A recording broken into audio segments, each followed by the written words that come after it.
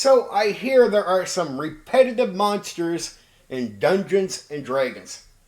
Overly used monsters used again and again, and people get sick of it. I don't actually think the repetitive part, as far as repeated encounters, is the problem that players are running into. It's that if you keep giving people generic situations that are uninteresting, and they have to face these monsters in those generic situations, it becomes boring. In reality, what you really want to do is make sure there's always a good, interesting reason why you're encountering just about anything, but especially monsters that you might repeatedly use. There should always be a good, interesting reason why they're there, and you shouldn't so carelessly use monsters that you know you're going to repeatedly use. I don't think the problem then is the repeated use, it's the person using them. That's the issue you have there. It's not encountering goblins over and over again that's the issue. Again, it's that game master. They're using monsters repeatedly in very generic, boring ways.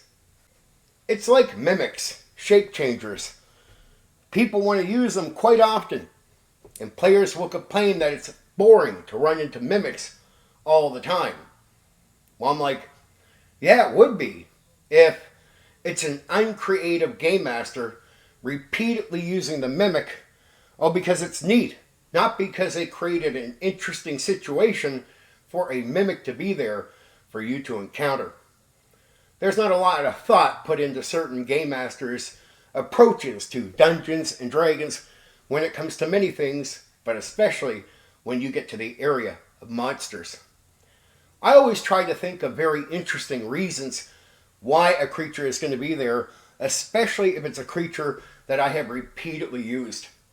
I want to make sure that the experience in the situation is fun and interesting for the players, so they never care why they keep maybe meeting goblins, or if they've encountered a mimic or a shape changer more than once.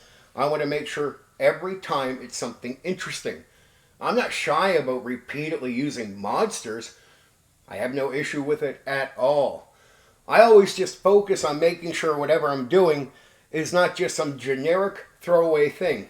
Or I want to make sure I don't let my own lacking in skill become a problem. I don't want to put a mimic in there because it's cool, but I really don't have any creative blood in me to make that interesting. I'm hoping just the mimic does, and then I use it again in some generic situation, hoping just putting it there is interesting to you.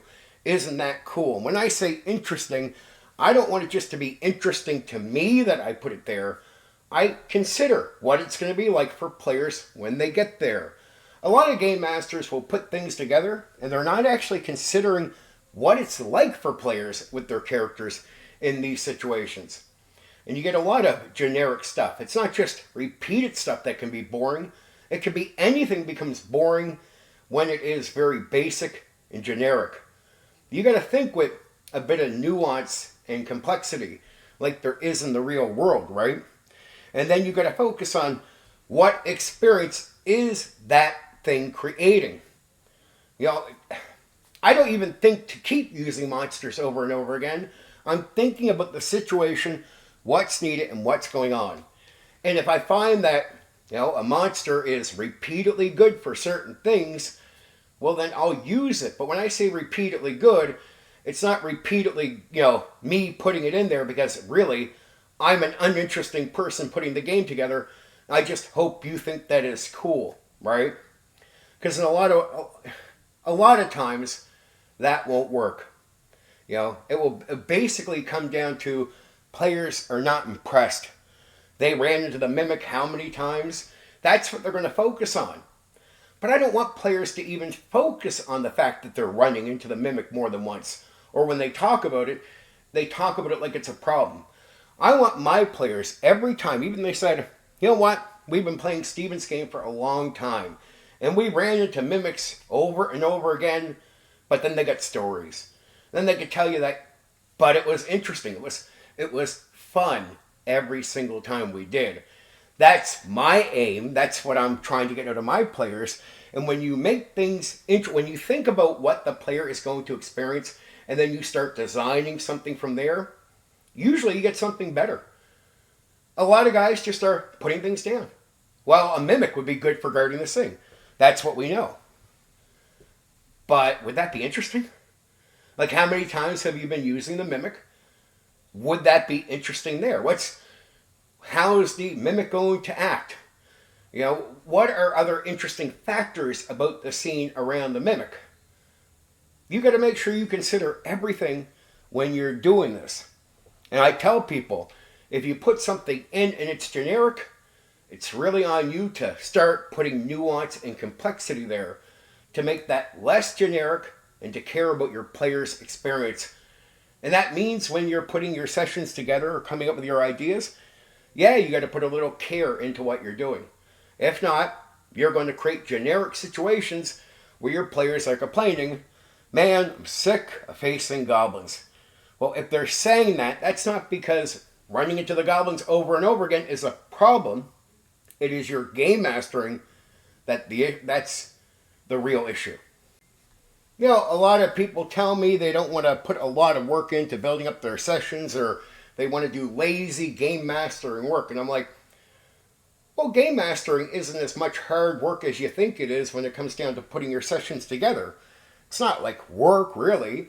It's sitting back, putting together whatever you put together. And I'd say initially, put it together. Go ahead and put anything together in some generic way. Go ahead, start at that point.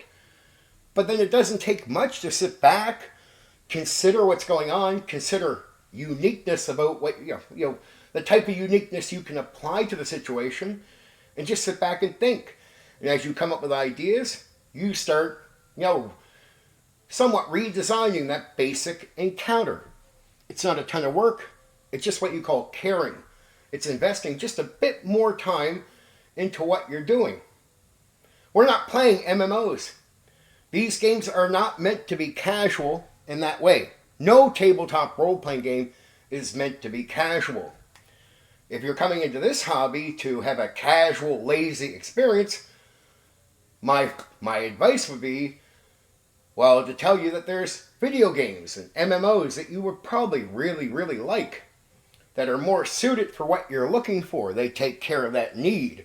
When you get here, there's an expectation of investment, to get a little bit more out of it. That's all. A little bit of caring is all that is needed from the players and the game master to get something great.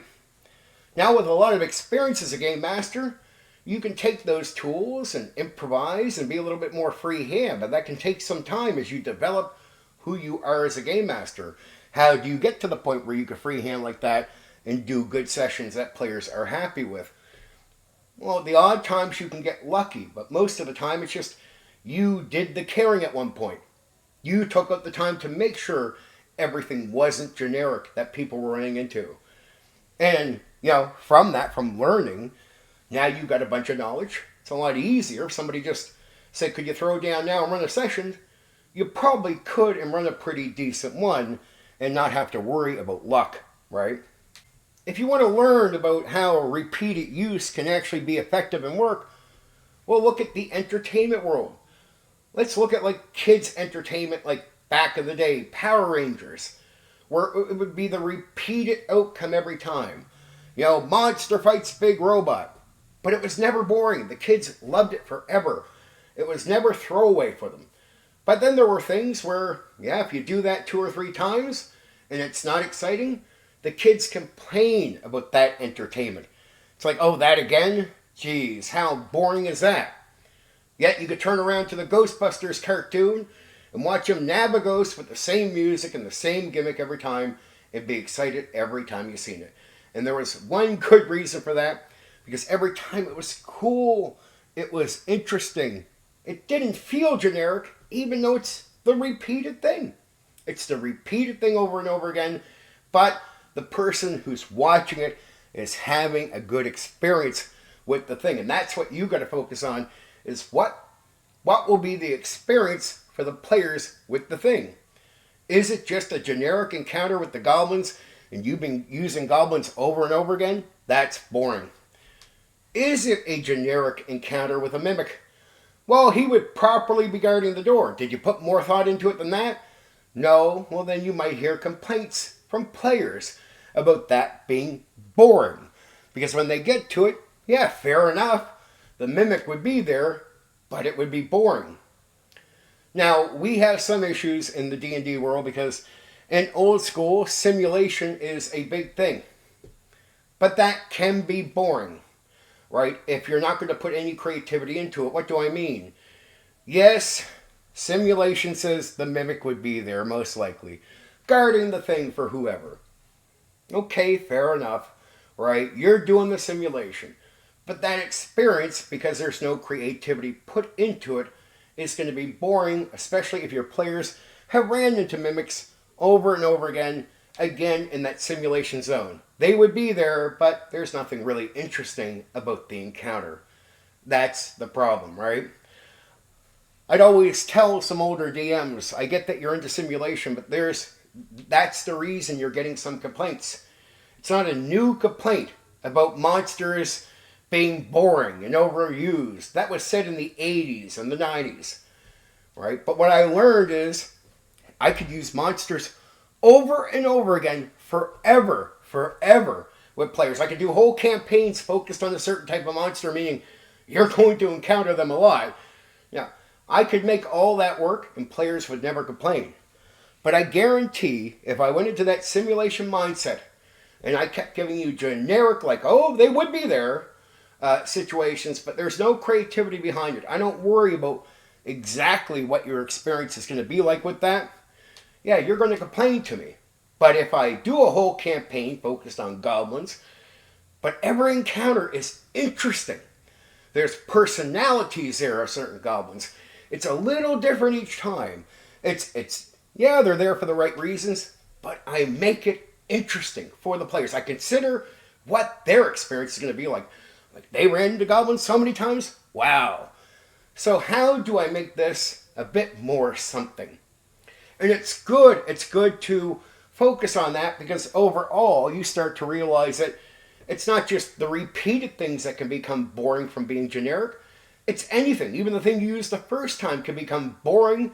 There's no interesting reason for it to be there, or the situation isn't interesting. You got to make sure that you're not just simulationist in the idea that, yeah, I put the thing there and then I don't care what that's going to be like for the players encountering it. And thinking this through is not hard. You start early. It can take some time to come up with things. But over time, you naturally learn techniques to think quickly. I can put a goblin encounter down, and in moments I can come to an interesting reason as to why they would be there, and I can also think of different ways as would make it interesting for the players, like their experience would matter. Takes me no time to think of it. I can go back decades, back to the 90s, where it would take me a bit of time to consider what players would find interesting about that thing. But I think faster now because I've been doing the work all the time. I just never bothered with the whole concept of lazy game mastering. I just got used to the work, and by doing the work, the tediousness goes away. You just have to have passion for what you're doing, right? You need to make sure whatever you're running is something you could be passionate about as a game master.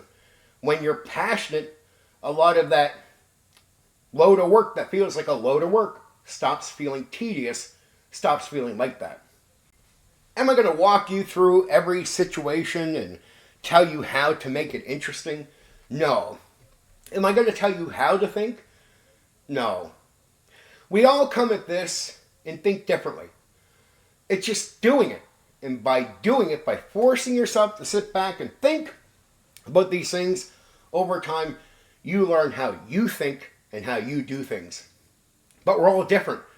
And we vary from each other so much so that it's hard for me to tell you how to think. I can give you the basic principle, right?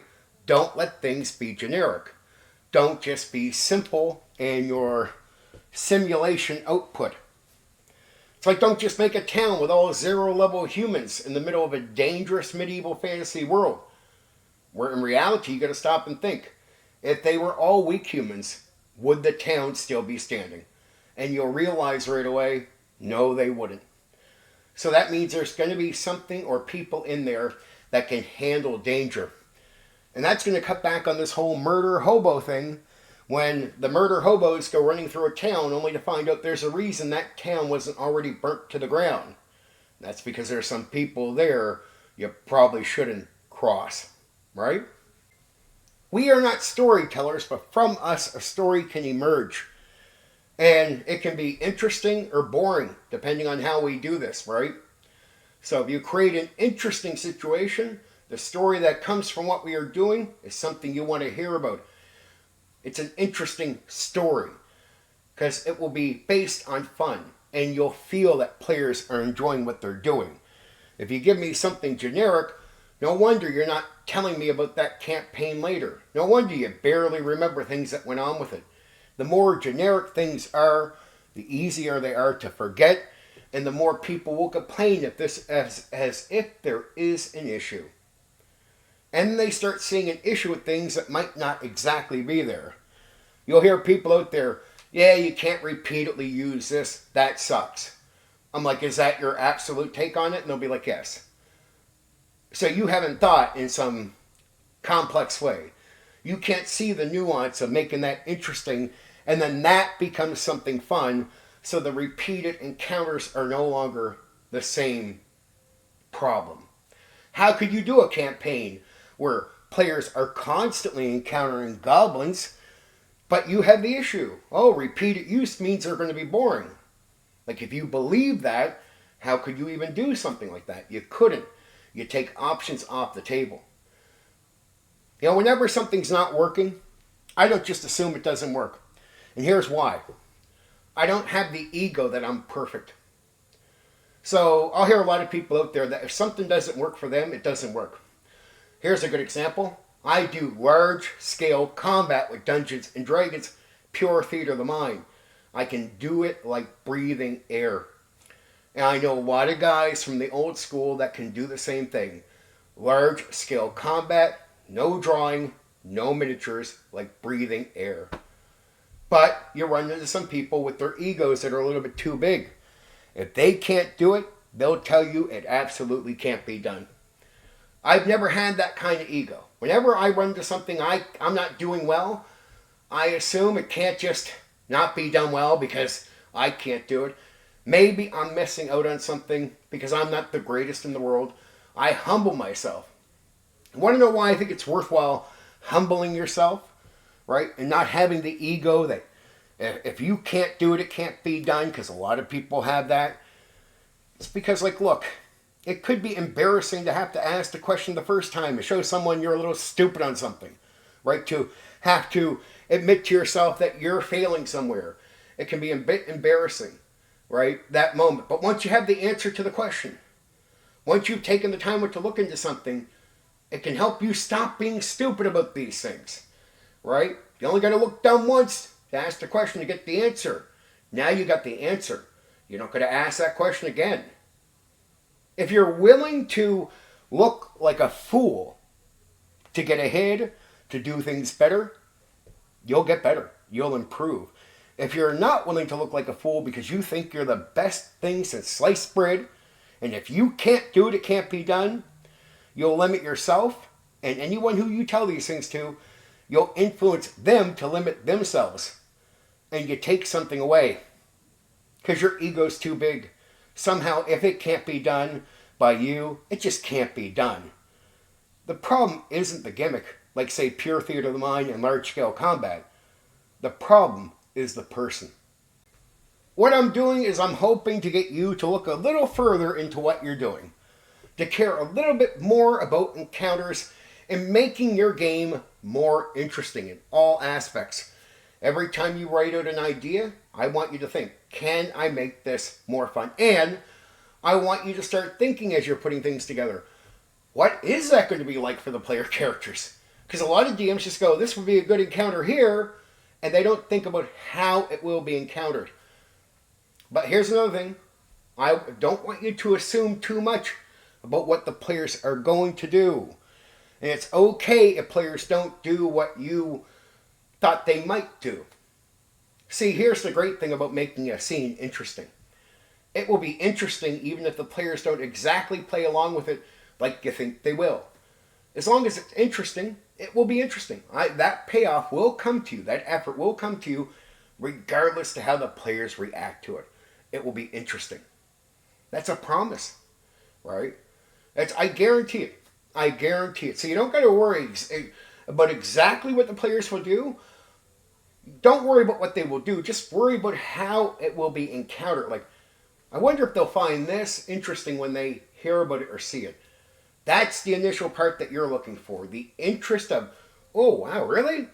You want that type of reaction. The rest is just let players do what they're going to do. Never assume too much about what players are going to do because, as we will all tell you, that will backfire on you really quickly. And that is not what I'm suggesting here.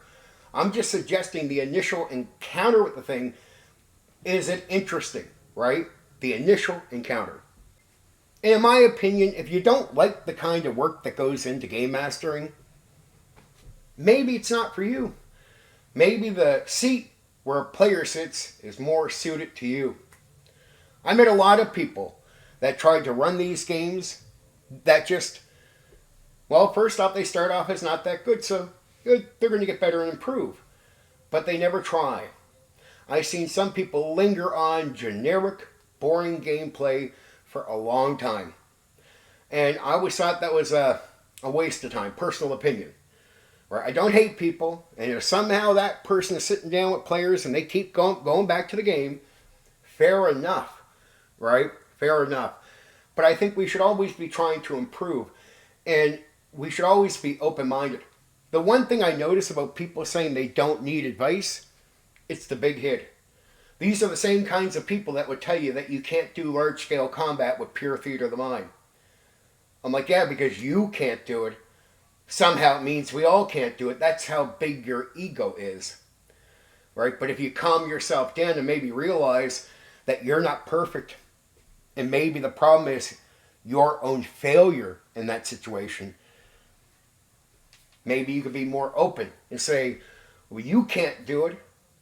It might be possibly, it might possibly be people out there that can be humble enough to be open to that. That would be good. But when your head gets too big, now you can't take advice. Now you can't learn anything. You know what? I'm an older guy. I'll still hear out younger guys, right? That are gaming. Gaming not as long as I am. I hear what they have to say. And maybe, just maybe, they say something that I'm like, wow, I never thought of that. And the reason I can pick up gems like that from people is because I don't have a huge ego that says I'm better than you. That's all. I just don't have the ego to say that to myself, and it helps me. So go there. That's how you get more creative. That's how you improve, by being open. When we're giving out advice here, I can't see how anybody in this hobby would be offended by that. It's all about brainstorming ideas, hearing what another person has to say so it triggers a thought in your own mind. Maybe in the advice content I put out there, it's not that you need the advice to how to do something here and there, but I could say things that you never thought of before. I could say things that trigger thoughts in you for your own new ideas. And that, to me, the advice content I put out is all a brainstorming discussion with other gamers. It's not to say I'm better than you or to say that you need the advice. It's all about just talking games with you to help you think, to help myself think when I'm making that content. It's all about improving our craft all the time. And not so we can say that we're better than each other. It's also when we go to the table, we can all have the best possible experience at what we're doing and enjoy these games. Enjoy this hobby. That's all I aim to do, is help you enjoy the hobby. I've had a few young guys come and tell me that I saved their games. Quite a few, to be honest. I've been doing YouTube for over 10 years talking about these topics, tabletop role-playing games. And guys, they didn't need the advice so much that they heard from me. It was just getting energy into them, helping them think of their own ideas where they thought they were blocked. Nothing was coming to them. They admit by hearing me out, it helped them think, and it turned them around. Guys that thought about walking away from the tabletop role-playing game hobby have thanked me over and over and over again for bringing them back, for making this exciting again. And that's all I'm trying to do. And guess what? I'm not trying to say bad things about people. But there are older people than me who have gamed longer than I have who could use some advice. Yet there'll be the people out there saying they don't need advice. And then I watch them game. And I would tell them that they should be more humble. They definitely need some advice. Just saying. Okay, there you go. I hope you take some wisdom out of this, and really get that repeatability is a good thing if you do it right. And that you shouldn't shy away from it, just do it right. That's right as in you care about the player's initial experience with the thing. Right? That's all you got to do. And from there, let players play it out as they wish, right? They'll enjoy the time. And players will notice when you care to make something interesting. They'll notice it. Like, they might not even say it out loud to you, but they'll notice it and they'll appreciate it, right? Because, look, there's only so much we can use. Some things will be repeated. Players should be humble enough to know that. So as long as you're making the effort to care about how they experience that repeated thing, that you give a fuck and they feel that, they know from your effort in putting that monster in front of them. They'll enjoy it. They'll play to it. And because it is interesting, they'll be energized to play into a thing even though they've encountered that thing multiple times. Okay, there you go. I love you. I hope that helps.